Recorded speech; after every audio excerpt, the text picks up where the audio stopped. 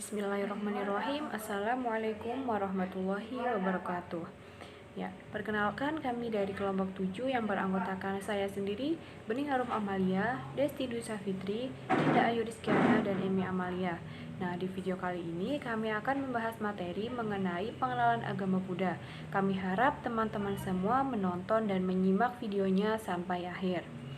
Oke. Kita langsung saja ke materi yang pertama, yaitu mengenai sejarah agama Buddha. Yang pertama, sejarah agama Buddha di dunia. Agama Buddha ini lahir dan berkembang sekitar abad ke-6 sebelum Masehi di Nepal. Nah, pendiri agama Buddha adalah pejuang yang merupakan putra dari seorang raja bernama Suddhodana, yaitu ia bernama Siddhartha Gautama. Nah, Siddhartha Gautama ini setelah melewati perjalanan yang sangat panjang, akhirnya ia mendapatkan pencerahan ketika ia sedang berada di bawah pohon Bodhi. Oleh karena itu, dia diberi julukan sebagai Buddha Gautama. Nah, sejak saat itulah Siddhartha Gautama mengajarkan ajarannya ke Benares dengan keyakinan bahwa ia telah menerima wahyu Tuhan untuk disampaikan kepada manusia. Nah, agama Buddha ini mulai berkembang di India, di mana Siddhartha Gautama ini mengajarkan ajarannya. Setelah Siddhartha Gautama meninggal, ajarannya ini disebarkan oleh para pemuka agama sehingga bertahan sampai sekarang di berbagai belahan dunia, khususnya di Asia.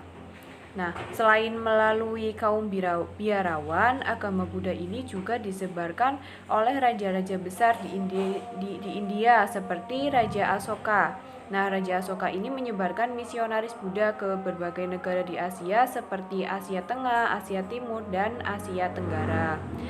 Agama Buddha ini juga merupakan salah satu agama tertua ya di dunia. Nah, dilansir dari detik.com bahwa Buddha ini dianut sekitar oleh 507 juta orang di seluruh dunia. Nah, negara Cina lah yang memiliki jumlah umat Buddha yang paling banyak di dunia, yaitu mencapai 244 juta. Selanjutnya yaitu oleh negara Thailand dengan 64,4 juta. Selanjutnya yaitu sejarah agama Buddha di Indonesia. Indonesia ini kan negara yang memiliki berbagai ragam agama. Salah satu di antaranya yaitu agama Buddha.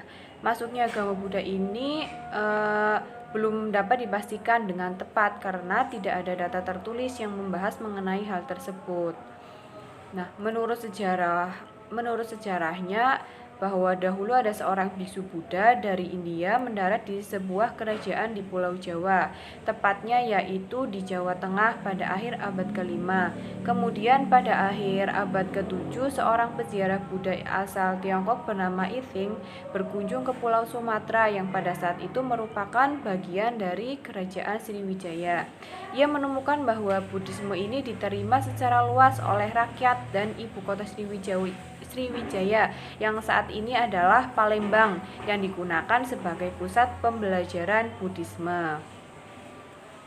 Kemudian fakta sejarah lainnya juga mengatakan bahwa pengaruh agama ini berasal dari India adalah adanya prasasti yang ditemukan di Kutai dan Jawa Barat. Dalam sejarah juga mengatakan bahwa agama Buddha ini diduga adanya misi penyiar agama Buddha yang disebut dengan Dharma Duta, dan diperkirakan pada abad kedua Masehi agama Buddha ini masuk ke Indonesia. Hal ini dibuktikan dengan adanya penemuan arca Buddha yang terbuat dari perunggu di berbagai daerah di Indonesia, antara lain Sempaga atau yang sekarang adalah Sulawesi Selatan, Jember, dan Bukit Siguntang yang berada di Sumatera Selatan. Selanjutnya yaitu sejarah agama Buddha di Banyumas. Nah, Banyumas sendiri adalah salah satu kabupaten yang berada di Jawa Tengah, yang ibu kotanya adalah Purwokerto. Masuknya agama Buddha ke wilayah Banyumas ini juga belum diketahui dengan pasti, sama halnya dengan masuknya agama Buddha di Indonesia karena tidak adanya data tertulis yang membahas mengenai hal tersebut. Nah, akan tetapi Perkembangan agama Buddha di Kabupaten Banyumas ini dapat terlihat dari beberapa hal yang membuktikan, seperti tersebarnya tempat ibadah agama Buddha atau yang biasa kita sebut dengan wihara. Nah, penyebaran tempat ibadah ini atau wihara ini di Kabupaten Banyumas diantaranya yaitu ada Wihara Prajna Maitreya yang berada di Pesayangan, kemudian yang kedua Wihara Wilamakirti yang berada di Jalan Rianto, kemudian yang ketiga Wihara Buddha Dipa yang berada di Jalan Marta Direja, yang keempat Setia Metakaruna, yang kelima Setia Srada Sampada, yang keenam Wihara Dhamma Kamanta, yang ketujuh Wihara Vajranala yang berada di Jalan Raya Buntu Banyumas, yang kedelapan ada Wihara Setiadana yang berada di Jalan Toma Gede, yang kesembilan ada Wihara Avalokiteshvara yang berada di Banjarpanepan, yang terakhir ada Wihara Buddha Gaya yang berada di Umbul Barat. Nah, di Kabupaten Banyumas sendiri, desa yang memiliki jumlah penganut Buddha terbanyak yaitu berada di Desa Banjarpanepan, di mana presentase penganut agama Buddhanya yaitu sekitar 8,4%. Ya, selanjutnya yaitu populasi dan potret agama Buddha di dunia. Buddha merupakan sebuah agama yang dianut oleh sekitar 488 juta orang di seluruh dunia, 495 juta atau 535 juta orang pada tahun 2010 yang mewakili 9% sampai 10% dari total populasi dunia. Adapun populasi agama Buddha terbesar di dunia yaitu di Tiongkok, sekitar 244 juta dari total populasi. Negara Tionghoa kebanyakan menganut aliran Tionghoa Mahayana di mana penganutnya itu terbesar. Kemudian aliran Buddha terbesar kedua yaitu Theravada dan yang ketiga itu Vajrayana yang kebanyakan dianut di Tibet, wilayah Himalaya, Mongolia dan sebagian Rusia. Menurut Peter Harvey dari analisis demografi yang dilakukan yaitu Buddha Timur atau Mahayana memiliki 360 juta pengikut, Buddha Selatan memiliki 150 juta pengikut, Buddha Utara memiliki 18,2 juta pengikut dan 7 juta Buddha lainnya di luar Asia. Selanjutnya yaitu daftar negara dengan proporsi Buddha terbesar. Yang pertama itu Kamboja, 96,90%. Yang kedua itu Laos, perkiraan populasi Buddha 66%, Mongolia 55,1%, Thailand itu 93,20%, Myanmar 87,90%,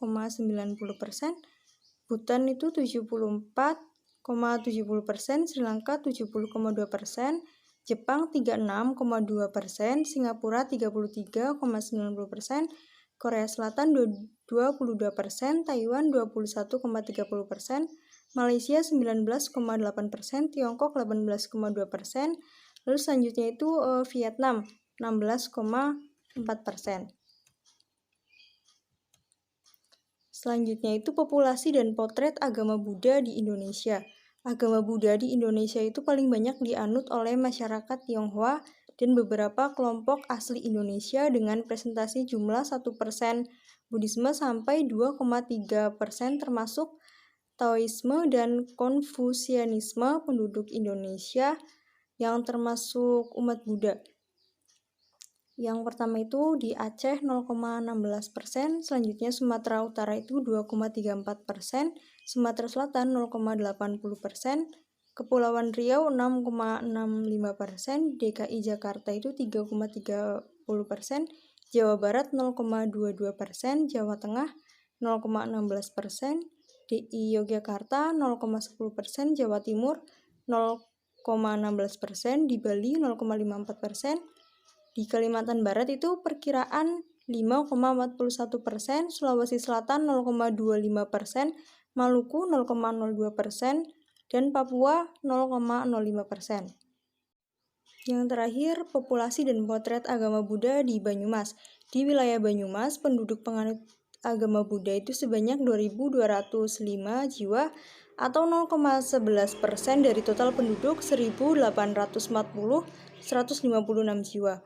Nah, berikut jumlah penganut agama Buddha berdasarkan kecamatan pada Kabupaten Banyumas. Yang pertama itu Wangun, perkiraan populasi Buddha 43, Jatilawang 3, Kebasen 311, Kemeranjen 127, Disumpyo 681, Tambak 117, Kalibagor 1, Banyumas 10, Patik Raja itu 18, dan Aji Barang 16. Ya, baik, perkenalkan, nama saya Dinda Ayu Rizkiana. Di sini saya akan melanjutkan materi berikutnya, yaitu terkait ajaran hari-hari besar dan ritual ibadah agama Buddha. Nah, yang pertama adalah ajaran agama Buddha. Nah, secara singkat dapat dikatakan bahwa tujuan agama Buddha adalah memahami kehidupan dengan permasalahan yang ada. Kemudian permasalahan kehidupan itu bisa diatasi dengan pengendalian diri. Dalam hal ini dilakukan dengan semedi. Ini bersifat duniawi. Kemudian setelah mampu mengendalikan dengan berbagai jenjang yang akhirnya akan mencapai nirwana. Nah, yang pertama dari ajaran agama Buddha yaitu ada 4 kebenaran utama. Ya, bisa dilihat ya. Yang pertama adalah hakikat hidup adalah duha. Hakikat hidup adalah duka. Duka Arya Saka. Hidup manusia itu pasti disertai dengan penderitaan. Nah, yang dimaksud penderitaan di sini ialah kelahiran, umur tua, dan kematian. Kemudian yang kedua adalah sumber duka, adalah tanah atau duka samudaya Arya Saka. Nah, penyebab penderitaan ini ialah keinginan. Kemudian yang ketiga adalah duka dapat dihilangkan dengan memadamkan tanah atau duka nirodha Arya Saka.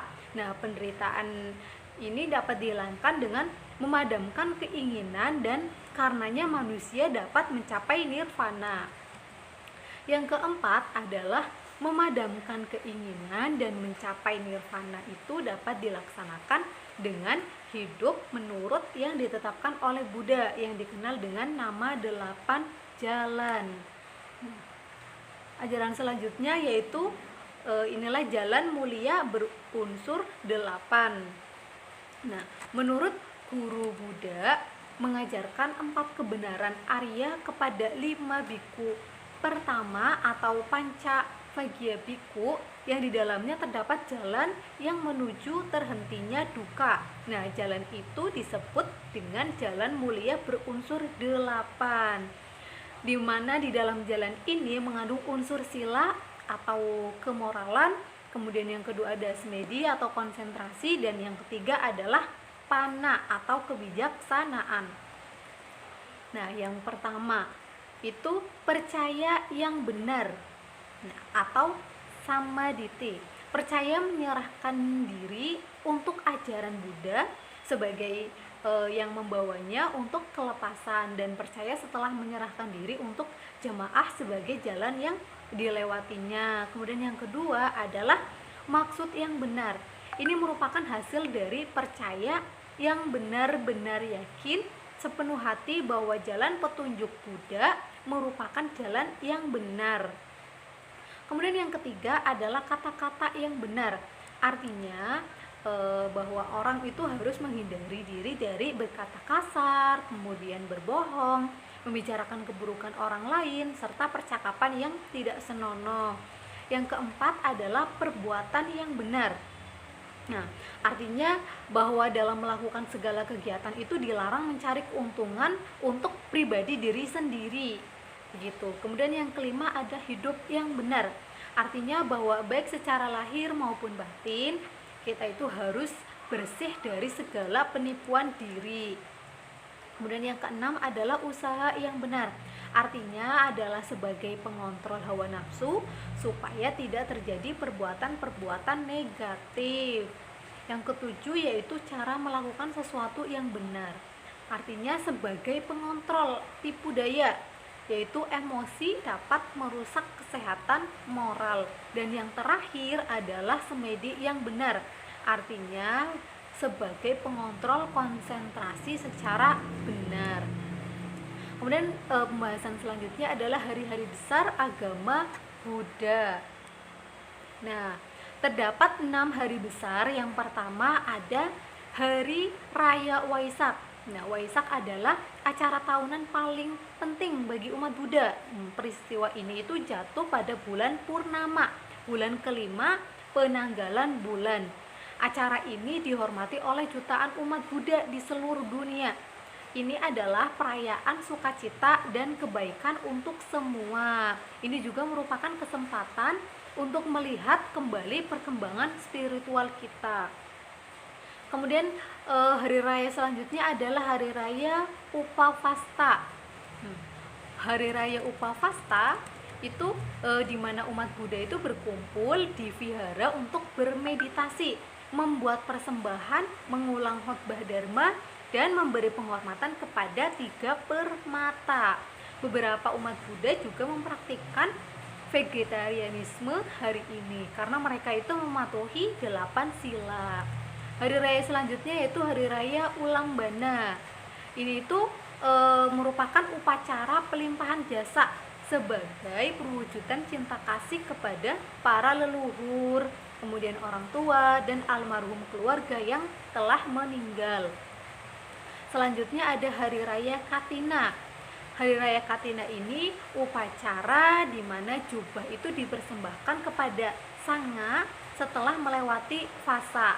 Selain memberikan persembahan, juga umat Buddha itu berdana kebutuhan pokok para biku, kemudian perlengkapan vihara, dan berdana untuk perkembangan dan kemajuan agama Buddha.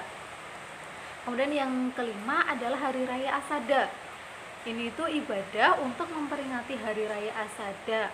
Sedangkan Hari Raya Asada itu sendiri 2 bulan setelah Hari Raya Waisak, yaitu untuk memperingati peristiwa di mana Buddha itu mengajarkan Dharma untuk pertama kalinya kepada 5 pertapa di Taman Rusa Isipatana pada tahun 588 sebelum Masehi. Kemudian yang terakhir adalah Hari Raya Magha Puja.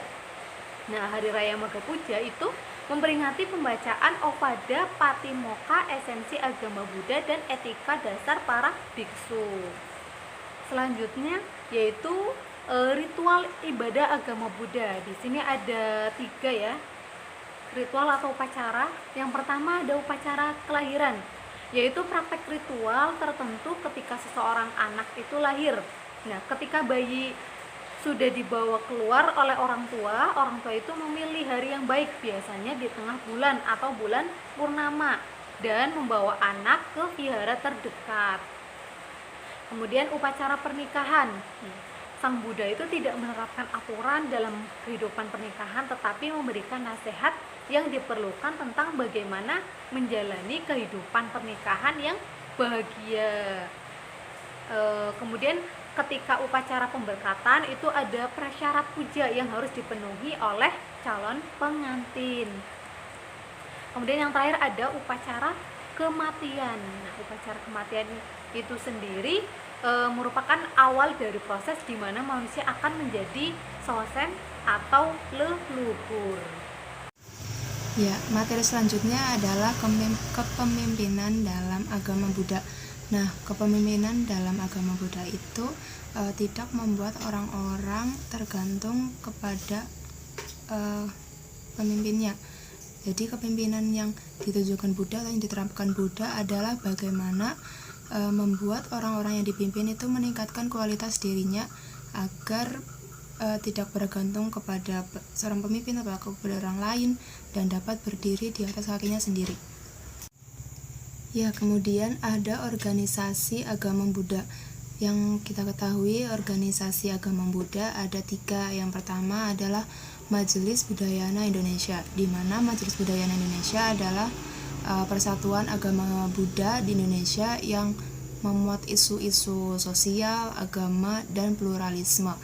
Nah, MPI ini atau Majelis Budaya Indonesia memiliki sistem kaderisasi yang baik, di mana dapat menghasilkan duta Dharma yang berkompeten sehingga dapat memberikan pelatihan pendidikan agama Buddha kepada umat guna memperluas basis di wihara dan dapat meningkatkan pengalaman meliputi non-sektarian, inklusivisme, pluralisme, dan universalisme.